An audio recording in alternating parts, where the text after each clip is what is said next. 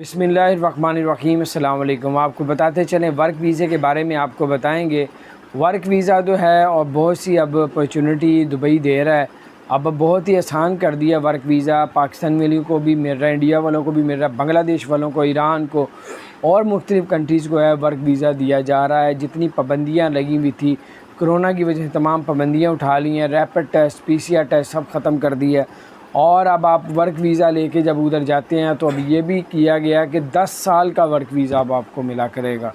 तो अभी से उस पर शुरू हो गया, नहीं हुआ तो बहरहाल ये ऐलान कर दिया गया था। अब वीज़ा 2 साल का नहीं लगेगा, बल्कि 10 साल का भी वीज़ा आपको वर्क वीज़ा ले सकते हैं।